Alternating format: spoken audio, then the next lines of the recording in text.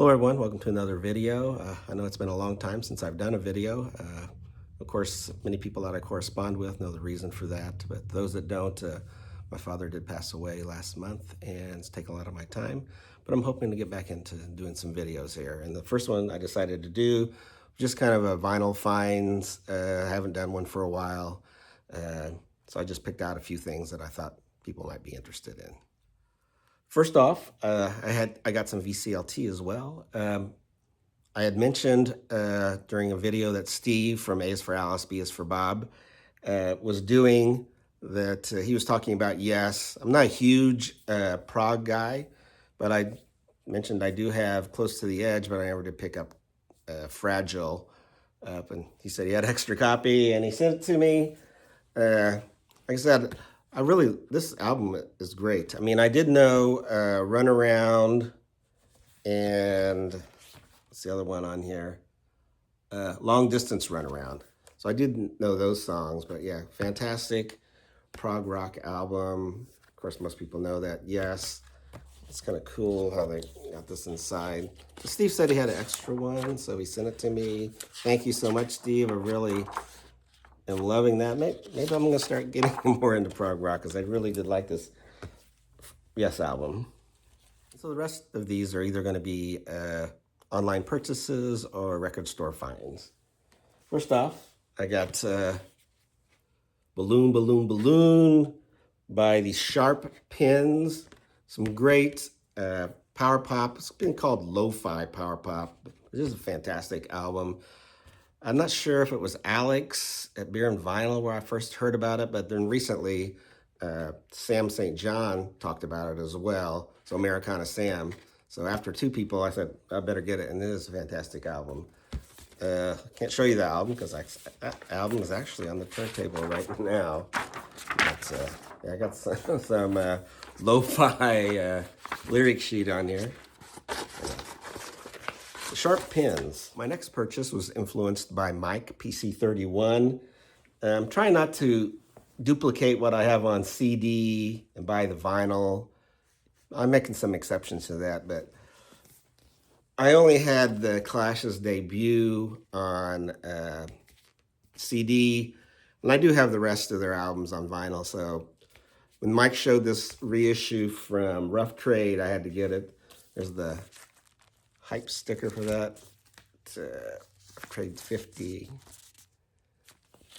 The Clash comes with great sound, comes with the lyric sheet, and some nice information about the album. Yeah, classic debut by the Clash and put out by Rough Trade on this green vinyl. Yeah, had to get that. And now my Clash collection on vinyl is complete. Next, how about from 1966, Psychedelic Lollipop by the Blues Magoos. Despite the title, Psychedelic Lollipop, I think this is more garagey, although they do have some psychedelic elements into it. But it came out in 1966. Ain't Got Nothing Yet. It was probably their biggest and maybe only hit. But yeah, fantastic album though. And it was on the Mercury label. Next, from maybe my favorite female artist, Lucinda Williams. This is her album, World's Gone Wrong, really socially conscious, looking at the events of today. And probably she's in her finest voice that she's been in a while. And there's the lyric sheet inside. I think it's just on regular black vinyl. But yeah, in fine voice, like her best album in quite a while. Just fantastic, I think. Maybe one of the best of the year so far. Next, from Blue Oyster Cult. Essentially, I think it's going to be their last album. Came out in 2024. Kind of made up from earlier recordings. Pretty good, even though it's kind of a ragtag collection. I thought it was a pretty good album. On this black vinyl there. But yeah, they do a cover of Kick Out the Jams and also the Beatles' If I Fell, which is kind of different. But yeah, I think it's a good collection of songs called Ghost Stories from 2024 Blue Oyster Cult. Next, I have Pearl Harbor. She was formerly Pearl Harbor and the Explosions, but this is a solo effort and I think much better. Well, they were more kind of new wave. This is kind of neo rockabilly with some 60s flavored rock and just, I think, really great. She is again on the Warner Brothers label.